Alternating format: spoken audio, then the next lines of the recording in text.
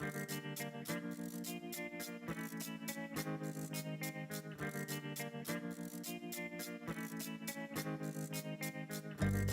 this is Michael Emery. Thanks for tuning into the Slow Baja. This podcast is powered by Tequila Fortaleza, handmade in small batches, and hands down, my favorite tequila.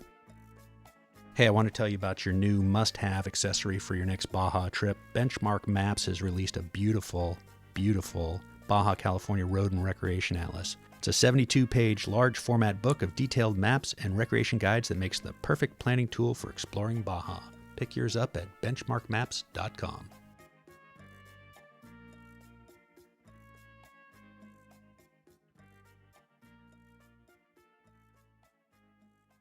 Hey, this is Michael Emery in the Slow Baja podcast, and I have the good folks from Benchmark Maps today on a Zoom call, and we're going to talk about how this beautiful Baja California Road and Recreation Atlas came to being and what came into being and what they went through to make it and get the backstory. And I've got, I'm just going to let everybody introduce themselves. So Neil, take it away. Yeah, I'm Neil Allen, Director of Cartography for Benchmark Maps. I'm Bridger DeVille, Sales and Marketing Director for Benchmark Maps. And I'm David Kier, a lifelong Baja California enthusiast and author of Baja California Land of Missions. And this is David's third appearance on the Slow Baja podcast, but the first by Zoom.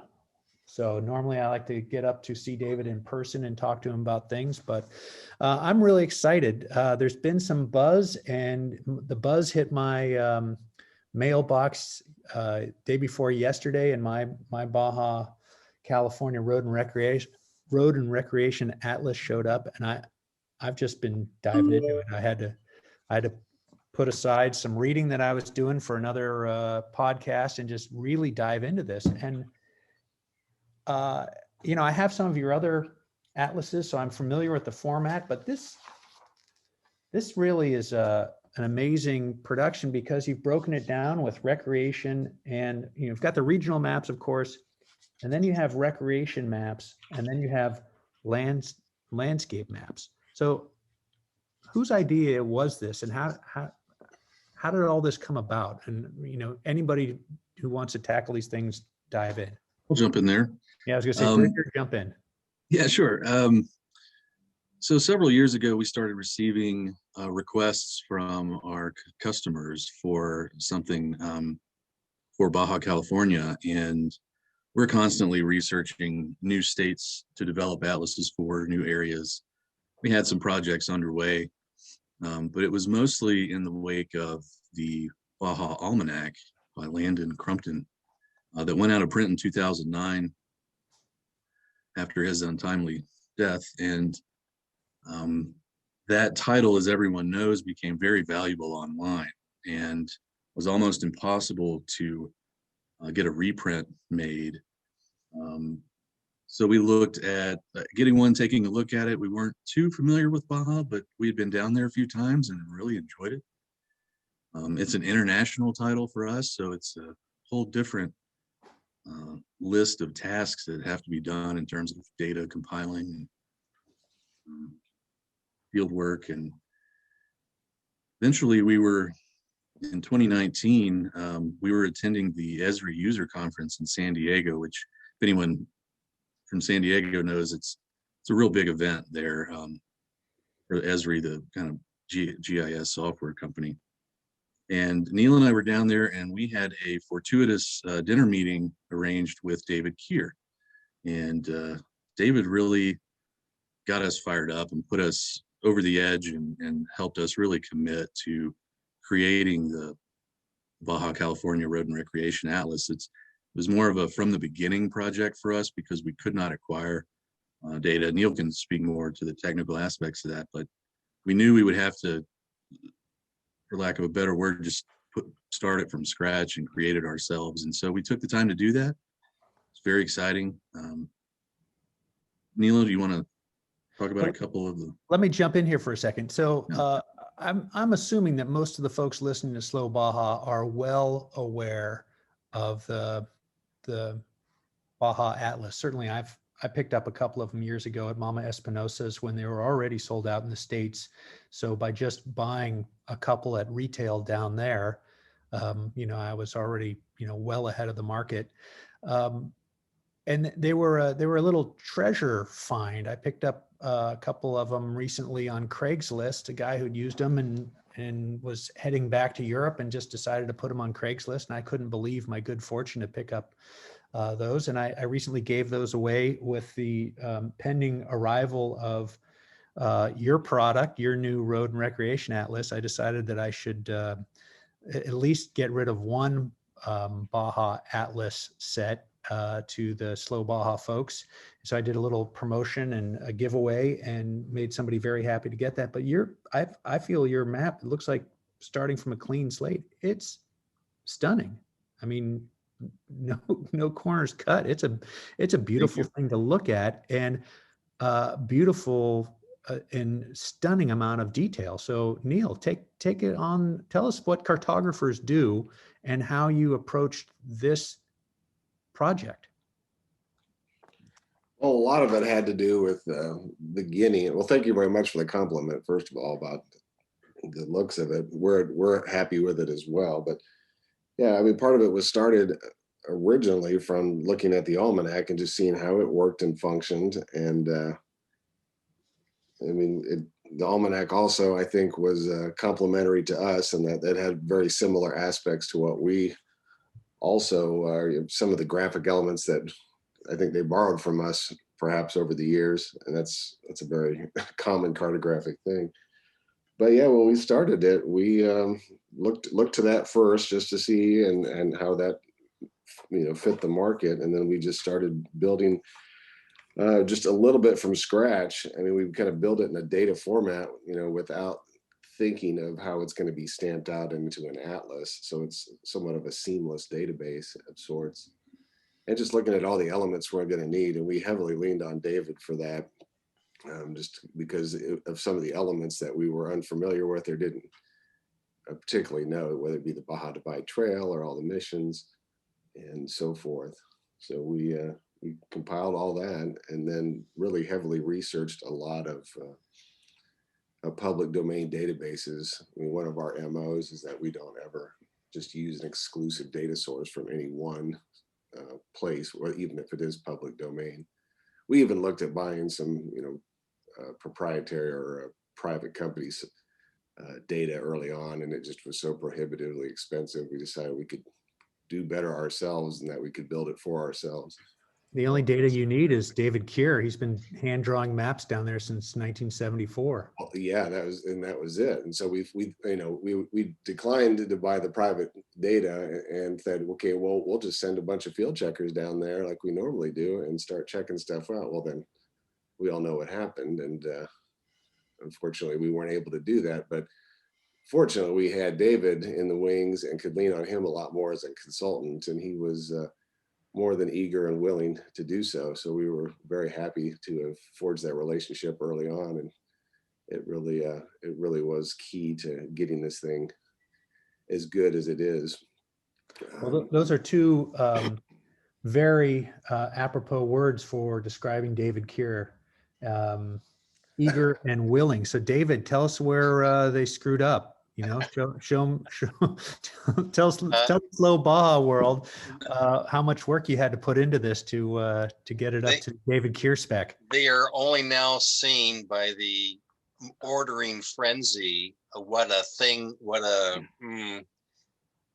new direction in life that Benchmark Maps is taking by entering the Baja map world, because we are so passionate about our maps of the land that we love down there. And it was just a super, super thrill to have them contact me to meet and discuss this project. And I've been wanting to be helpful in producing an accurate Baja map since the Land in Baja Almanac days, when I'd written him letters and was never able to meet or contact him directly, only through third parties. So yeah, when he passed away, it was like, well, what's going to happen now? And Baja Bound and I discussed working out something to produce a guide and a map. And, you know, I produced some maps in the road guide, which will hopefully be published once this COVID nightmare has passed and travel is fully opened up, which I think we're pretty close to seeing. So anyway, it was just a great thrill for Benchmark to contact me. We had a great meeting in San Diego, and I was ready to help in any way I could. And boy, I was just so thrilled that I could help as much as I did. Yeah, well, I saw some of these from afar. You wouldn't let me take too close a look at them when I came to speak with you last. And it was very, I mean, it really is super exciting. Again, if you've been kicking around Baja for a while, and you know you've been at it a few more years than I have, the you know, the old AAA maps, which now you have to find on eBay or someplace else, those are one that everybody should have. Obviously, the atlas that we've spoken about. And, you know, I remember having a conversation with Jeff at Baja Bound about, oh, he had a line on the distributor, had cases of those things still sitting around, and they were just negotiating what they're going to pay for them. I just said, what does it matter? Buy them, get them all. $100 a piece. We can, you know, do a big fundraiser. It'll be fun. Yeah. But here it is. Benchmark Maps has come to tackle this project, your first international project, and you've produced it beautifully. I keep looking at the map, and I'm really hooked on the recreation side of it right now, and looking for dirt roads and trails that I can drive in my old Land Cruiser. I keep coming back to this green lines. Oh, look at this. Oh, look, and it's the Baja Divide. The Baja Divide route is in your map. That's just amazing. Who wants to tackle that? Neil? Who's the corporate genius who says we're putting in the Baja, we're putting in a bike trail? Well, again, that was one of those things that we were asking David about, some of the unique features, you know, just as you would say in an Oregon Atlas, put in the Pacific Crest Trail and so forth. What other sorts of trails? I mean, we do a fair amount of mapping for other companies, and they do all these overland routes that people create. And so we figured there had to be one somewhere in there for, you know, the extreme recreationalists. So that one was in there. And then the other one that David keyed us into is the El Camino Real as well. So yeah, that's in there. Yeah, that's kind of an important one. California history and all. Pitfalls. Anybody want to tackle that? Bridger, you want to talk about a few pitfalls in deciding to take this project on? Really, the only pitfall we ran into was COVID, because it interrupted our ability to, like Neil said, get out there and drive the roads and field check it. Now, we still have plans to do that soon, likely before the end of this year. Just to confirm things, we continue to update our atlases every couple years, so our field work never ends. And as it comes time for a second edition, it'll get better than the first, and then the third will be better, and the fourth. So you can expect this to improve over time. We like to say that we've been crowdsourcing since 1995 because we freely accept and openly invite any edits or feedback from our customers. All our information is in the back of the atlas, along with all of our other titles.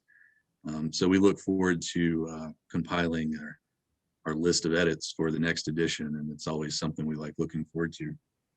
Well, that you know, I've got this flagged right here to share.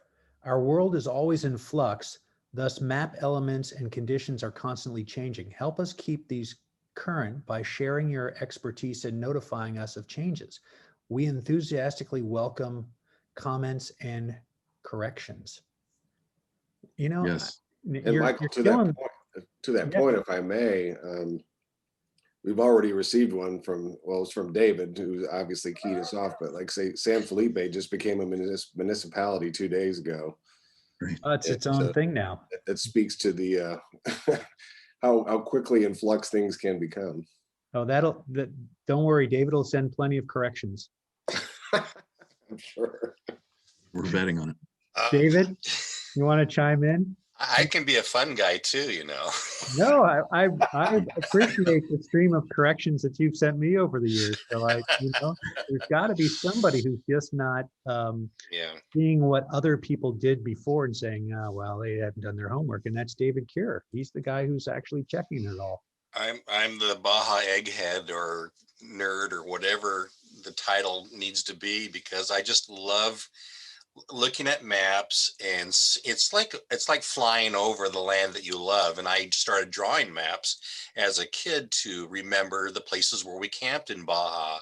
And so maps in Baja guidebooks and maps that I drew were just all around me. And in my office, I've got 3 wall maps, 2 from Mike McMahon and one from an outfit out of Vancouver, Canada, that produced a folding map that I had laminated.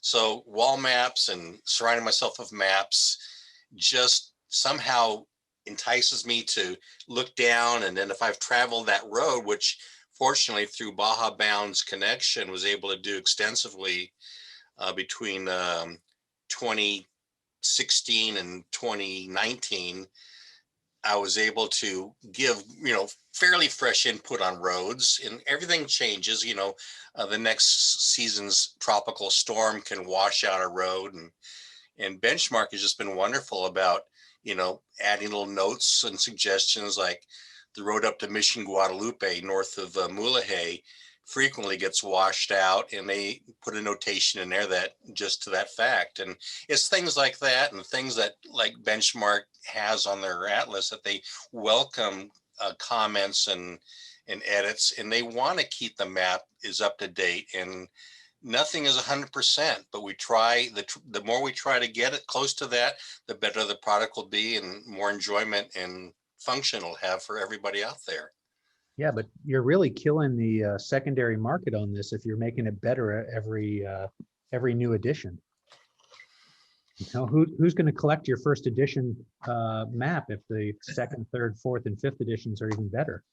It's funny. A lot of our customers view their atlases as collector items because they enter their own notes. They're full of memories, and they keep them with them all the time in the car, on the shelf. But we like to educate folks that mapping is, like most things, a human endeavor. It's never going to be perfect. It's always going to improve if you're dedicated to it, as we are. And if you want to have the best up-to-date travel experience, you're going to need the best up-to-date maps. And you don't have to replace them every 2 years when we do an update, but every 5 years, every 4 or 5 years is a really good guideline for folks that travel to a certain area often.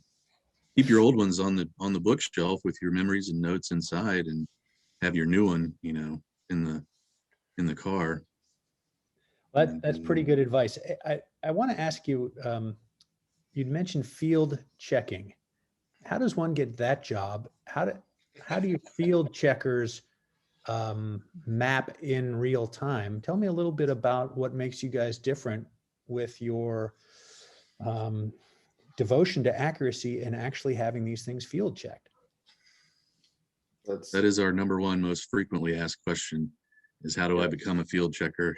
That's the number one resume we receive as well. Yes, very true. It takes some unique skills. I'll let Neil speak to him. Yeah, it's funny that you ask. I'll in the sense that we have a guy out in southern Utah right now field checking, and so what that and essentially entails is him not only having a GPS, so we know where he is at all times, just for safety, and we're also recording his breadcrumbs to find out where he's been.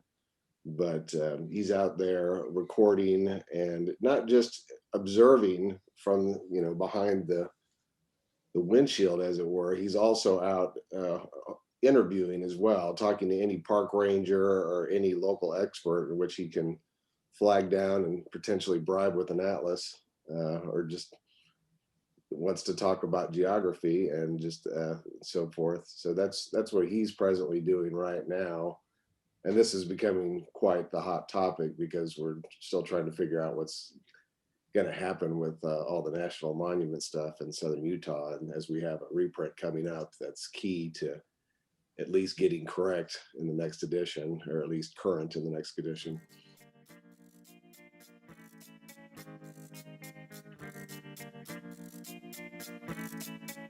You know, we can't wait to drive our old Land Cruiser down to Baja, and when we go with Baja Bound Insurance. Their website's fast and easy to use. Baja Bound Insurance, serving Mexico travelers since 1994.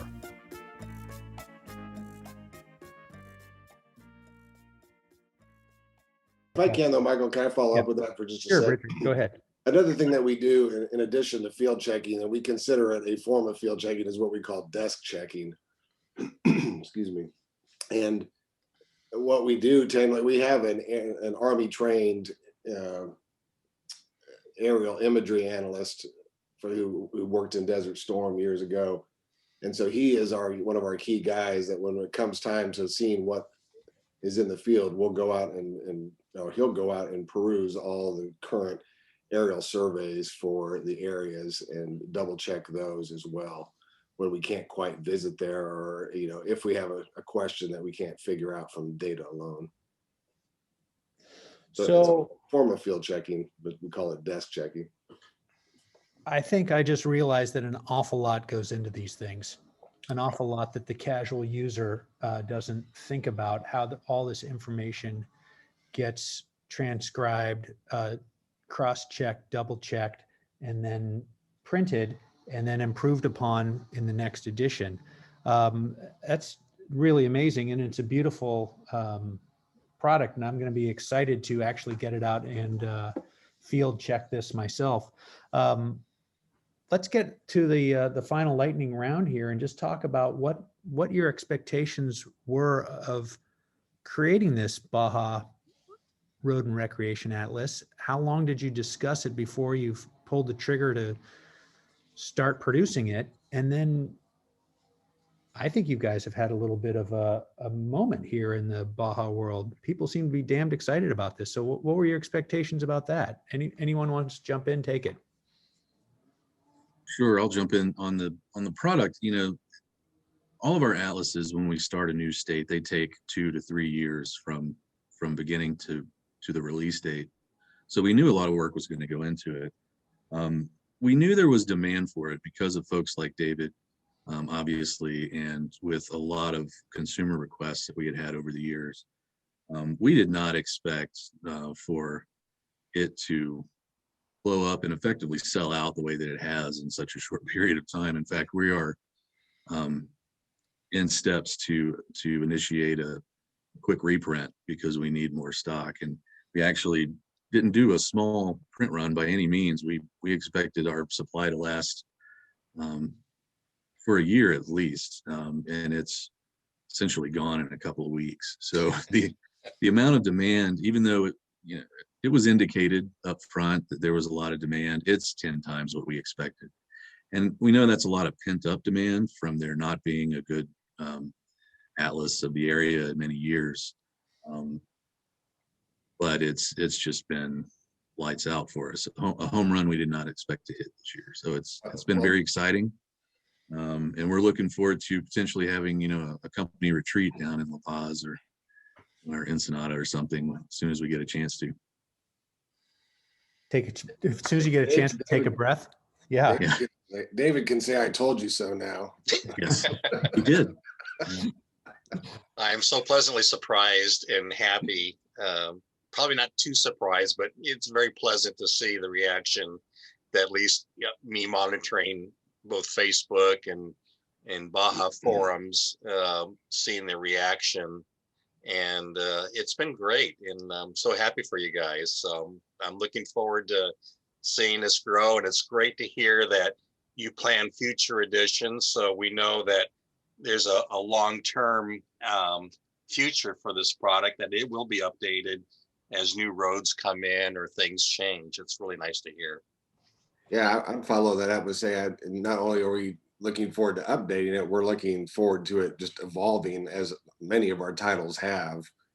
I have a particular PowerPoint presentation for our New Mexico Atlas, which was one of our first ones back in '95, and it's gone through 10 editions now. And it's absolutely astounding just to see what has, either been forced by marketing or technology or, just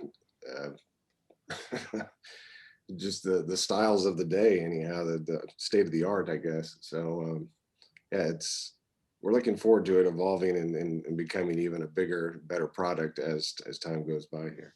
They all become a living thing. Yeah. We look forward to seeing it grow.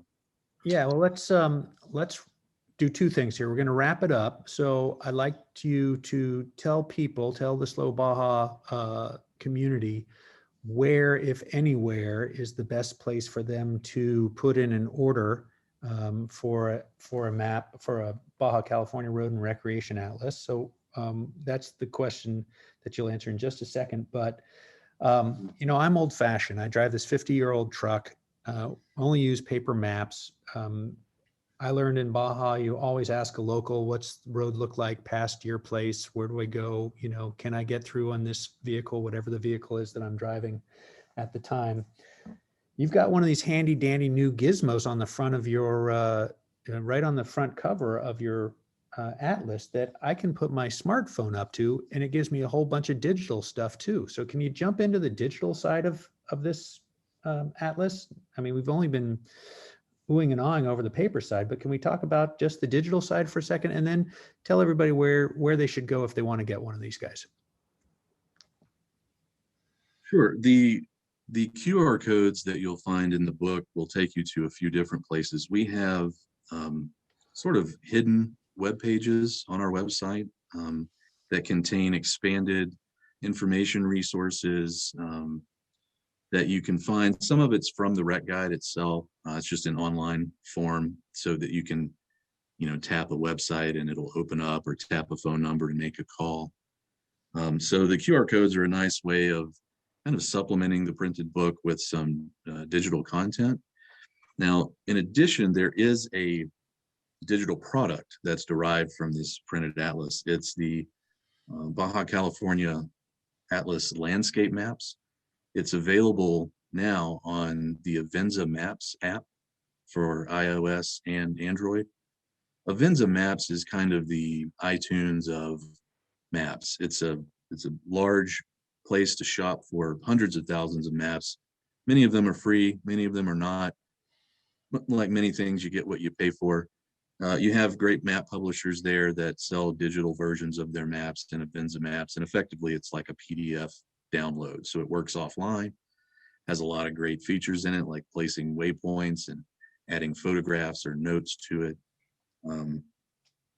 And that product is basically the 40 pages of landscape maps from the book that are all tiled together as one seamless map. So that product is a single download, and you get the entire Baja Peninsula, both states, and you can zoom in and get to the richest detail that we have here in the Atlas. Now, you don't get the recreation guides from the Atlas. So the printed product, they're really meant to complement each other. The printed product is really a great planning tool for sitting down, looking at the recreation guides, getting those smaller scale maps that show regions that kind of help you figure out how many miles is it between those 2 points, and then you can zoom in with the landscape maps and really see that granular detail.